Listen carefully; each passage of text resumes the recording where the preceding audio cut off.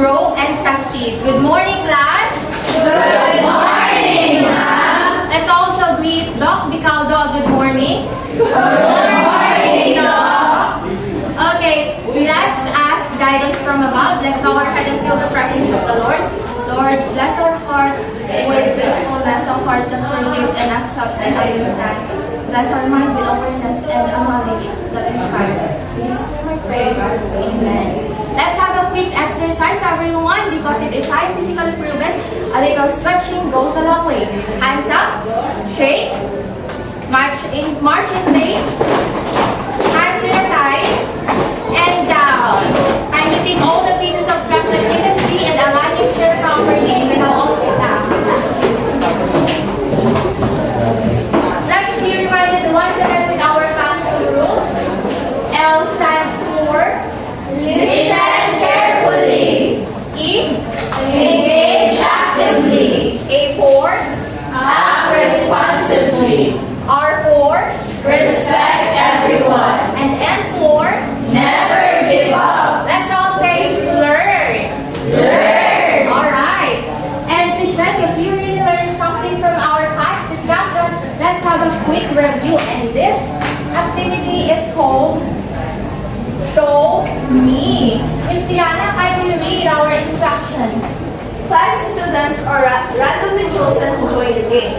When pointed to, a student says the next word, siomai, siopaw, showman. If a mistake is made, the student identifies the type of writing given. As easy as that.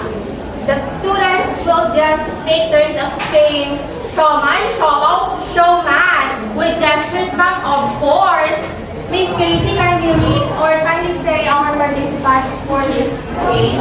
Palaigo Janelle, Tegrasha Joey, Fedesan Jana, Carol Leia, and Gutierrez Shane Isaiah. Alright. Miss Thea is not here today. That's okay. Miss Reina will participate. Come here in 1, 2, 3, 4.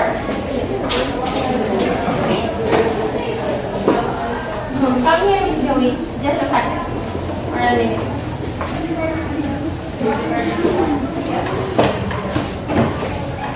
You will just say siomai, siopaw, showman. Let's practice. Siomai, siopaw, showman. Okay, this is just a practice. Showman, showman, showman, siomai, siopaw, showman. Okay, let's practice. This is just a practice.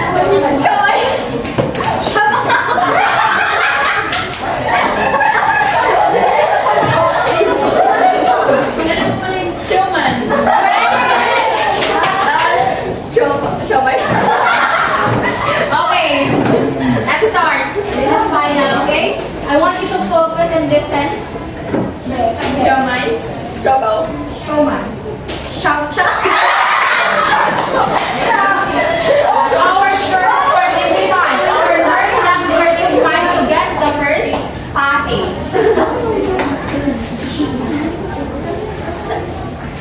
The whole library smelled of books and dust with sunlight streaming through the tall window. So it is descriptive. Correct. You may now sit down. Thank you so much, Miss Jenny. Showman.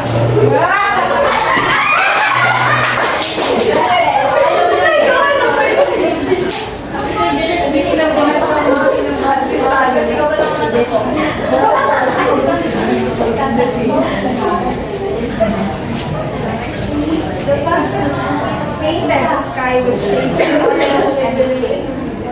I think Yes. Thank you so much, Miss Janet. Okay. Showman. Showman. Showman. Showman.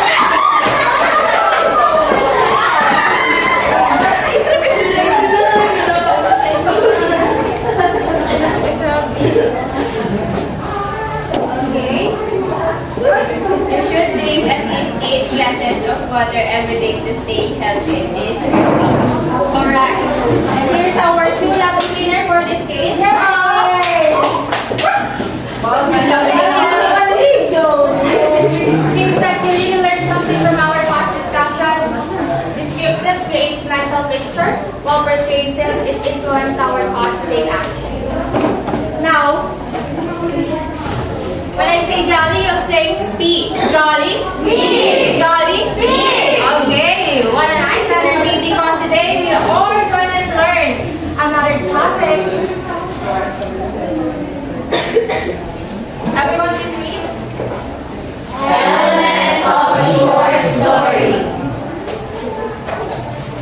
For anything else, let's be reminded with our learning objectives. Everyone please read. At the end of the lesson, the student should be able to identify and define the elements of a short story, explain how these elements build the theme, and demonstrate understanding and appreciation through a slogan, retelling, or role-playing. For anything else, what is a short story? Just an idea. Okay, Miss Liana. A short story is a type of story that can be finished or read in one sitting. Correct? Anyone? Anyone else? Yes, Miss Lisha? A short story contains a one plot, one main idea, like that. Correct. Both of you are correct because a short story is just a work of fiction that you can finish in a short period of time. And it also has one single theme and a few characters. Now let's proceed with our game titled Soul Ties. Miss Lena, kindly read our instructions. Now, students will be chosen randomly to participate based on the given scenario. They must improvise their lines and actions. They have the power to end the scene in the chosen comedy, romance, or drama. And with that, we will choose our participants to our yellow stick. We have Miss Buenalyn Hernandez and Mr. Ken Punsalan. Here in front. And yung kanyang host, Soul Ties.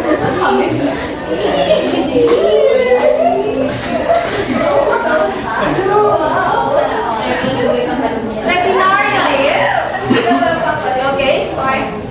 After class, you and your long-time crush are alone in the quiet classroom, nervous but determined. You decide this is your only chance to confess.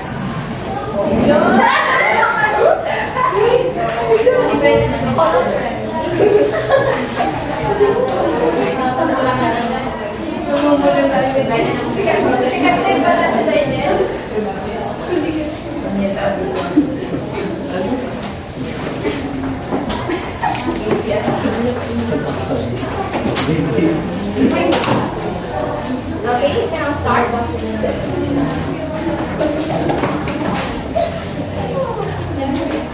I've been meaning to tell you something, and I think I don't like you. Not just as a friend. I was hoping you'd say that. I like it a lot. But what? But you shouldn't. I'm not who you think I am. What does that mean? The police are looking for someone, and it's me. I killed someone. Stop joking. That's not fun. Thank you so much for that not so intense scene from Miss Catherine Bernardo and Mr. Del Padilla. They have different partners now.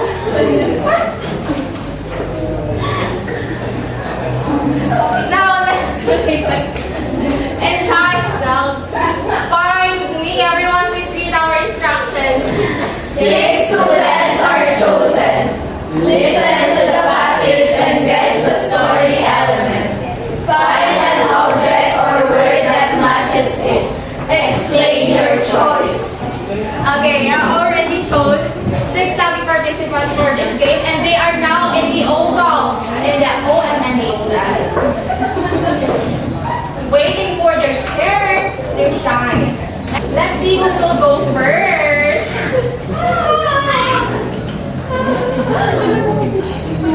Who is your guest? Princess.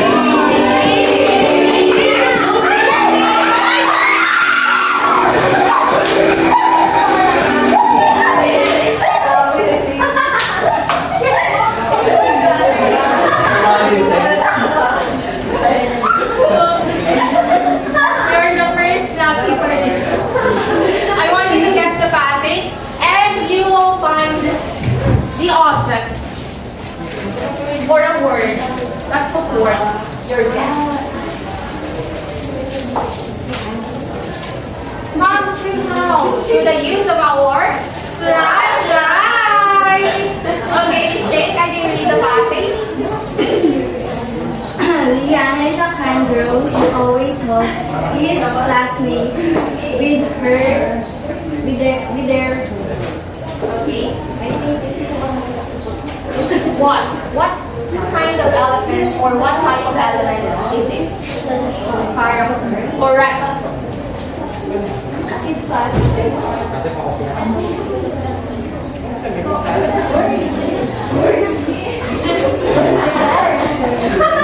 Let's see if Miss Jane got it correct.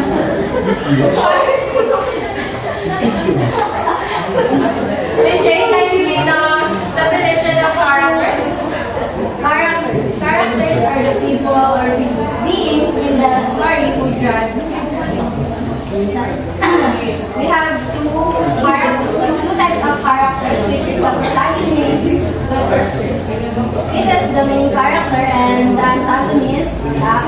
Let's give Miss Jane 3 claps. Okay, characters are instead the being or the people or the animals that is given life to the story. And we have two types of characters. We have the protagonist and antagonist. They are always opposed to each other. Protagonist is the main character, while the antagonist is what opposes the main character. They usually are the hero or the villain. And then the next one for her. What's your guess? Hindi siya Lian. Lian. That's it.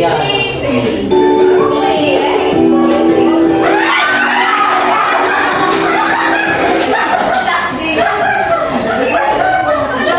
Oh, birthday.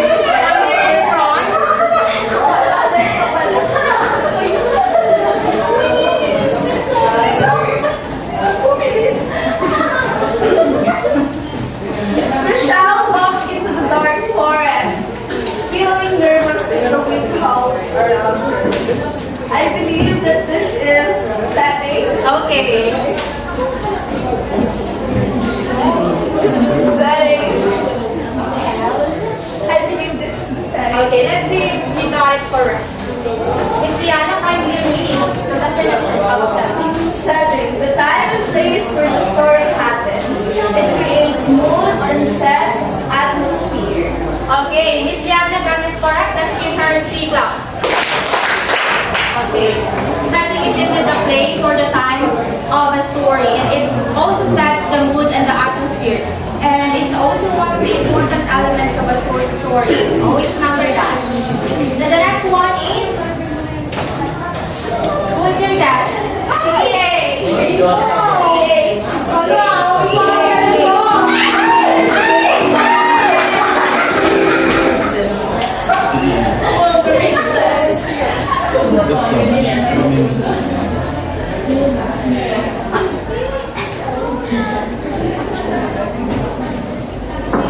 Leonard found a mysterious unlock an old box and discovered a hidden treasure.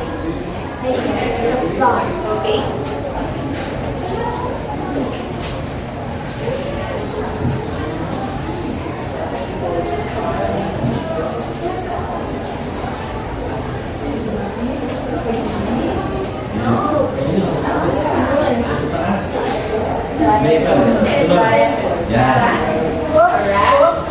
Let's see if Miss Princess got it correct. Princess. Miss Princess, can you read it out? The sequence of events in the story is position, rising action, climax, falling action, and resolution. Another few claps for Miss Princess. Okay, let's see the sequence of events in the story. Miss Gwendolyn, what do you think is the importance of plot? So the plot is as stated, the sequence of events. So if there is no sequence of events, then the reader will be confused about the outcome. Of course, you're correct with that. Without that, the readers might be confused about what the author is trying to convey and what is his or her message. The next one, who is your guess?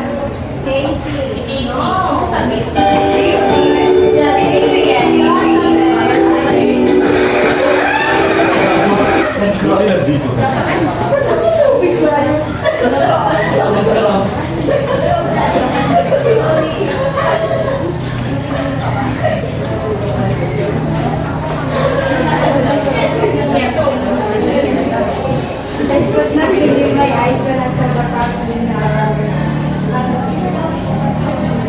What is that animal? Okay, let's see if you can find the object or a word that corresponds to your guess. Come here.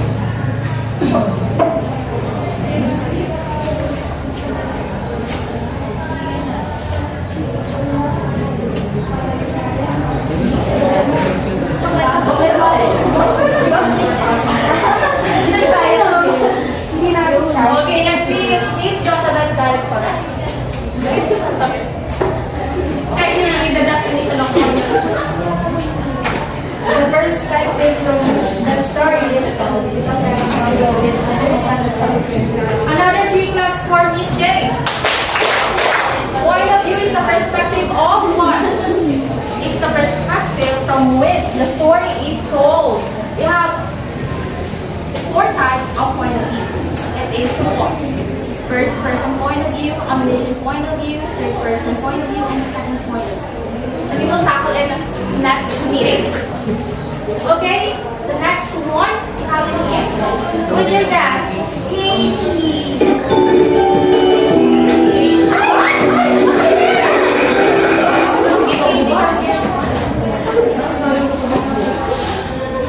Anna wanted to join the basketball team, but her parents insisted she focus on her studies. It is conflict. I think. Let's see. Here. Now, Miss Casey, read the definition of conflict. Conflict. The main problem or struggle in the story. It can be internal or external. Against another person, nature, society, or technology. Okay, another 3 claps. Conflict is what gives the story a teaser. Not just a teaser, but it also gives the case. You know that? That is conflict, and it is the main problem or struggle of the story. And we have, it can be internal or external. What do you think is the internal conflict?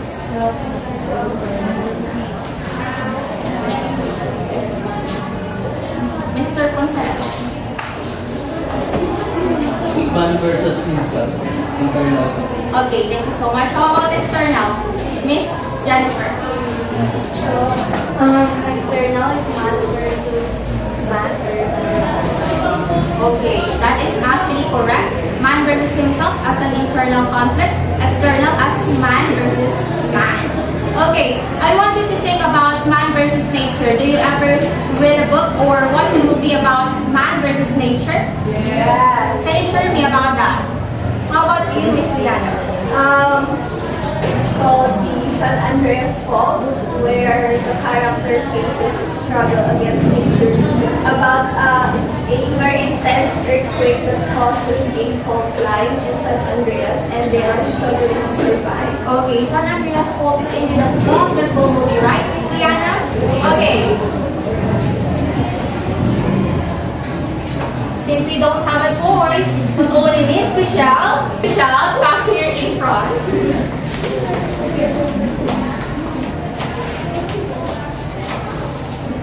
So, no matter how hard life gets, kindness and honesty always remain. I think it is me. Okay, let's see if that is correct.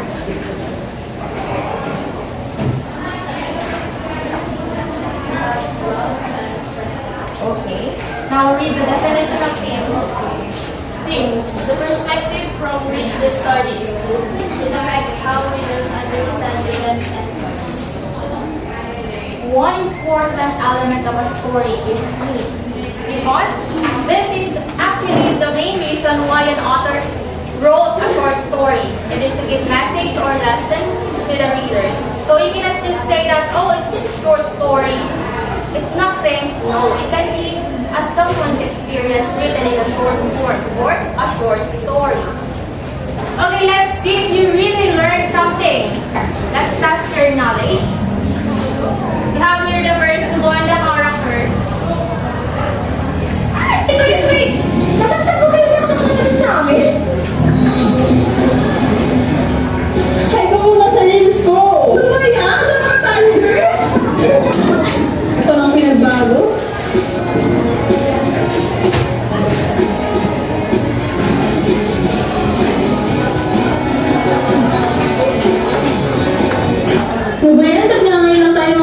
kitang-kita.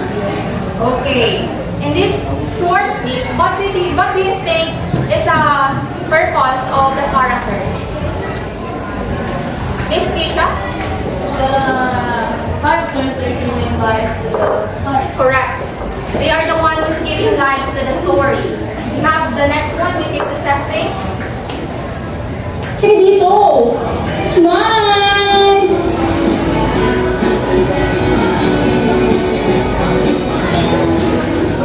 Paganda talaga to. What do you think is the setting of this story? Miss Reina? Simple. Pete? But if I said round. Rivera. Okay. Or a resort, right? Okay, next one is?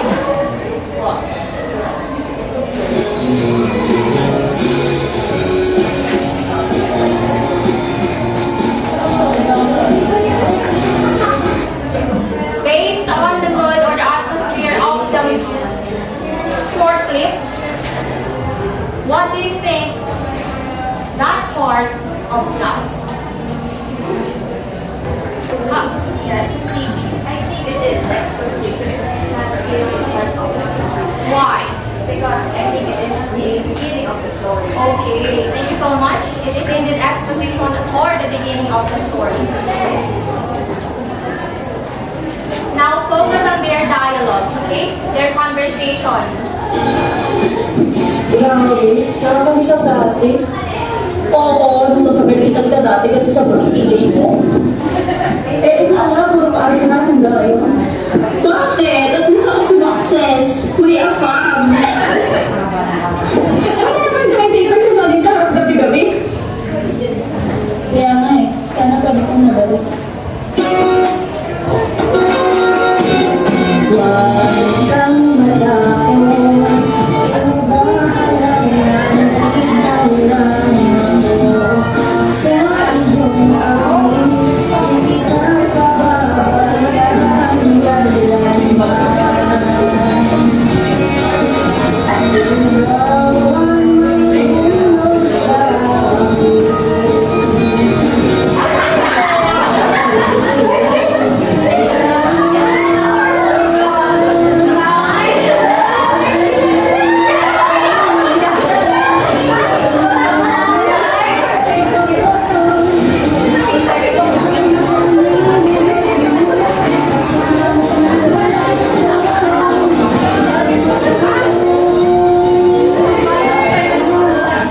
Okay, the point of view used in this movie.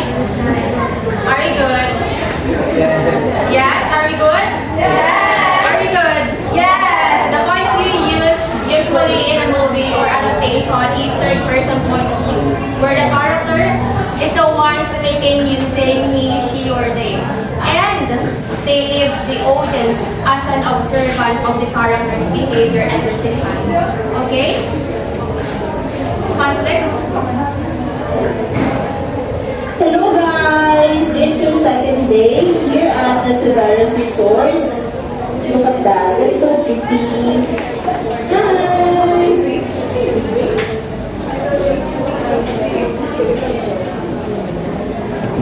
Hi ka naman sa vlog ko. Hi! Yes! Kailangan ba? Nilipit ka lang? Para may nung tayo sasama, alis ka na agad. Eh, pwede ka pagpalitan yung trabaho ngayon. Second day pa lang natin dito. Tapos aalis ka na agad? Ano ba yan? Ito na ang enjoy dito? Ano ba yan? Ano ba naman kayo ng dalawa? Kaya naman yung aking hindi mo ba nila Ito din dati pa. Hindi na nagbago. Pero guys, hindi ko ito Ano mo, sige. Go, balis ka na. What do you think is the conflict in this story? Miss Jennifer? I think the conflict in the story is matter. Why? Because as you can see in the video, they are arguing and they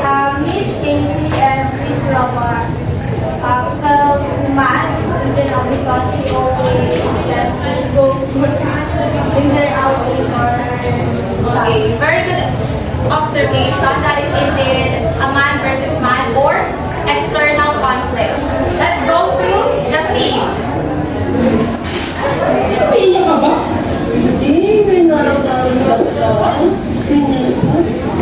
Ayan mo na.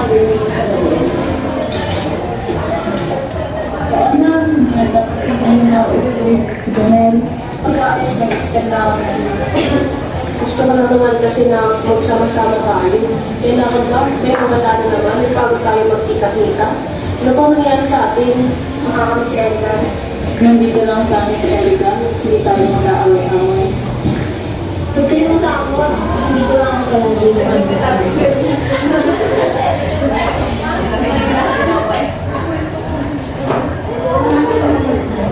Ba't man lamig? Ano lang yun?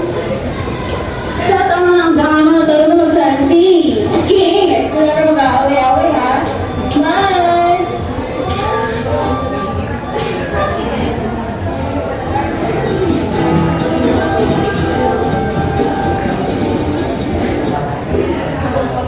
What is the theme of the story or what the author wants to convey? Or her message or lesson? Yes, Miss Keisha? I think the author wants to convey about friendship. It is about how to stay healthy in a circle of friends and remembering someone. Okay, number one, yes, Miss Jennifer. I think the main thing is friendship and love and the importance of showing up with because the secret is individual. They have the gathering and they can show because they can show that they are available. So while we are in a study, we are in college, we should show up or we should while we can. Okay, showing up, friendships, any other ideas? How about Miss Jana? Yes, Miss Jana?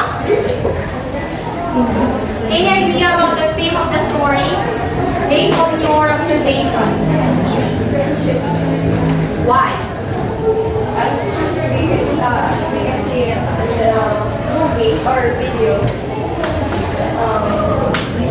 there are Well, thank you so much for that, Miss Jana.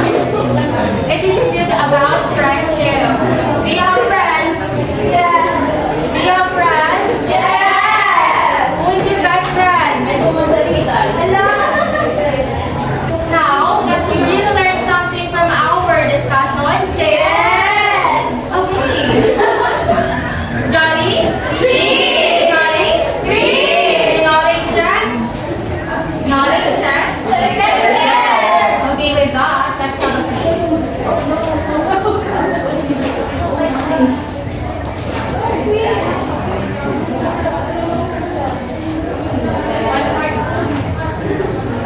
How do you read our instruction? Class will be divided into two groups.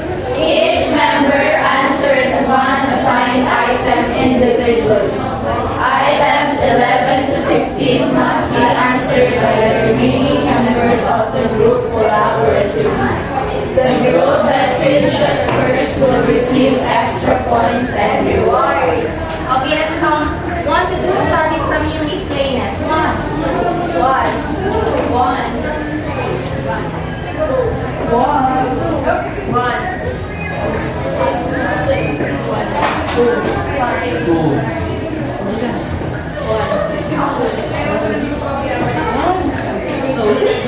Okay, fall in line. We have here the group 1 and the group 2.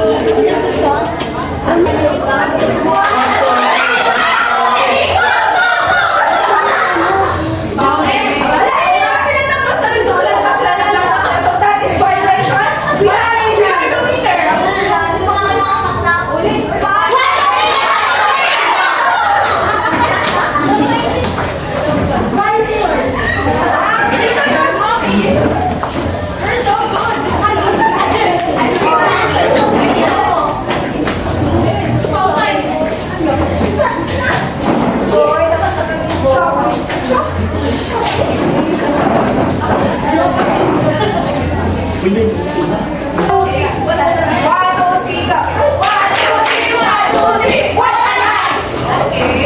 that's a very good job. Who's been first? Okay, good job everyone. You did a good job. Who is group 1? You will check the paper of the group 2. And Miss Casey will check the paper of the group 1. For the number 1, we have character, setting, protagonist rather. Protagonist, setting, plot, conflict, and the lead. For this one, we have A, B, C, D, E. Group 1, kindly share your slogan. Miss Tiana, read their slogan. Everyone is important. Without one, there is none. Okay, how about the group 1's work? Theme gives meaning, elements explain everything. Okay, what the group did a great job. So let's give ourselves 3 claps. Okay, ice cream yummy. Ice cream good. Ice cream yummy. Ice cream good. Okay, great job class. Now stand up. Oh, up. Before anything else, we have assignment. Everyone, please read. How story elements build the theme. In your notebook, create an outline that explains how the elements of short story help develop its theme. Okay, that is our assignment and you will pass it next week. Okay, stand up. Hands up. Straight. To the side. March straight.